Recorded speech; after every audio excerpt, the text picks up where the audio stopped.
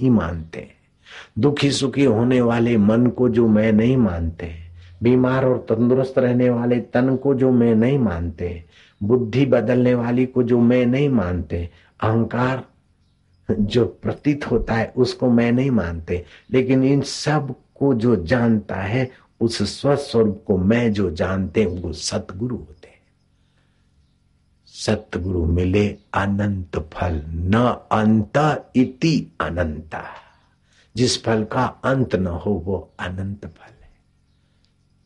रात को सोते समय जैसे कोई बोरी गिरी ऐसे नहीं गिरना, गीले पैर करके अथवा स्नान रात को नहीं करना चाहिए। मासिक धर्म वालों को स्नान करने की छूट है, लेकिन सूखे कपड़े से पोंछ ले शरीर को।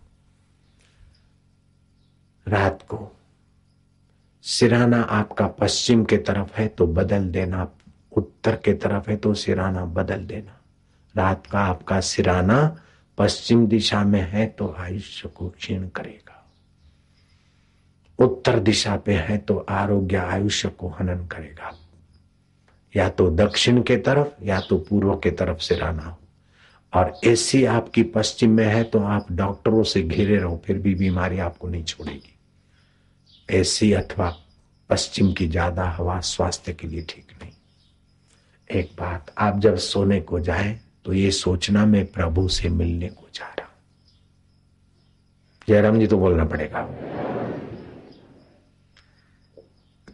सचमुच हम भगवान की कसम खाकर कहते हैं आप रोज भगवान से मिलने जाते हो, आप रोज भगवान को मिलते हो, भगवान की कसम। लेकिन यही भगवान है इसका पता नहीं है। बस आप रोज भगवान से मिलने जाते तो बोले महाराज भगवान से मिलने जाते नींद में तो फिर गोलियां खा के पड़े रहे, भगवान से मिले रहे। नहीं नहीं, तमस हो जाएगा, आलस्य हो जाएगा, हानि हो जाएगी, बुद्धि और मंद हो जाएगी। थकान मिटाने के लिए सोते हो ठीक है, अधिक नहीं सोना। हर रोज भगवान से मिलते आप, लेकिन तमस का पर्दा होता है, अज्ञानता का पर्दा होता है। तो रात को शयन के समय आप पश्चिम के तरफ सिराना ना हो, ध्यान से सुनना, उत्तर के तरफ सिराना ना हो, और जब सोने को जाए तो थोड़ी देर बैठे। भले कार्य हुए, अच्छे कार्य हुए तो तेरी सद्बुद्धि, तेरी कृपा का प्रसाद, और कहीं गड़बड़ी की है तो नश्वर संसार में आसक्ति और अहंकार ने गड़बड़ी कराई है। मेरे अहंकार को, आसक्ति को तेरी कृपा की जरूरत है। प्रभु मुझे सतबुद्धि दे।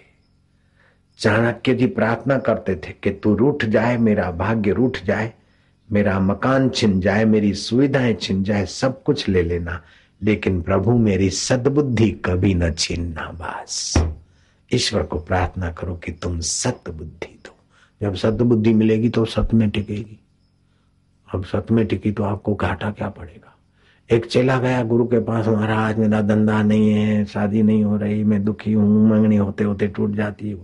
गुरु बड़ा जानकार था, मंत्र दे दिया, बोले देवता आएगा और पूछे क्या चाहिए तो बोलना नहीं शादी, ऐसा ही पूछना, ऐसे ही बोलना कि मैं अपनी पुत्र वधू को सोने के कलश में, समझ गए ना, दधी मलो मचते देखूं तो तेरी भी शादी हो जाएगी, और बेटा नहीं होता है फिर मेरा सिर नहीं खपाएगा, बेटा भी हो जाएगा, और बेटे की शादी का प्रॉब्लम भी इसी समय सॉल्व हो गया, और दरिद्रता भी चली जाएगी क्योंकि सुवर्ण के कलश में दधी मतेगी। ऐसा युक्ति बता दी। मैं तो इस युक्ति से भी पूरा संतुष्ट नहीं हूं। वो बहू भी मर गई, सोने का कलश भी चला गया। जयराम जी, मैं तो ऐसा चाहता हूं कि सतमुक्ति मिले, और सतमुक्ति मिलने से भगवान मिल जाएंगे तो बाकी क्या बचेगा। चिंता से चतुराई घटे, घटे रूप और ज्ञान, चिंता बड़ी अभागिनी, चिंता चिता समान। मेरो चिंत्यो होत नहीं, हरि को चिंत्यो होए। अपने तरफ से कोशिश करो, बाद में फिर हरि के चरणों में रख दो। तुलसी भरोसे राम के, निश्चिंत होई सोए, अनहोनी होनी नहीं, होनी होए सो होए। फिकर फेंक कुएं में। Worry less, ego less, tension less, be happy, live happy. क्या ख्याल है? चिंता और टेंशन तो निगुरे करे, बड़े शर्म की बात है मनुष्य जन्म पाकर दुखी टेंशन और तनाव में। वो तो विदेशियों को सौंप दो, भारतवासी हो। भा माना ज्ञान, रत माना उसमें रमण करना, ईश्वरीय ज्ञान में रमण करना, फिर काय को फिक्र करते। रात को सोते समय अगर नेक कार्य हुए तो उसकी सद्बुद्धि है, अगर बद हुए तो हमारी वासना, हमारी नासमझी हुई। कर्म के कर्ता को बंधन से मुक्ति देने वाले प्रभु को प्रार्थना करो। फिर रात को सोते समय भगवान के नाम का उच्चारण करो। जिस कमरे में रहते हो उस कमरे में भगवान नाम के वाइब्रेशनों को गुंजा दो। हास्य प्रयोग करो अथवा दूसरे ढंग से करो।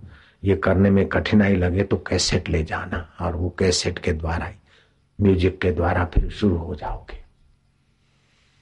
ऐसा करके थोड़ी देर फिर बिस्तर पर चिंतन हो गया, जोर से भगवान नाम हो गया, बिस्तर पर बैठे, सीधे लेट गए। श्वास चल रहा है, श्वास अंदर गया तो राम अथवा हरि ओम, श्वास बाहर आए तो गिनती। श्वासोश्वास की गिनती करते करते सो जाओ। 6 घंटे नींद तो अच्छी आएगी, लेकिन वे 6 घंटे आपके भक्ति में गिने जाएंगे, आपको बहुत लाभ होगा।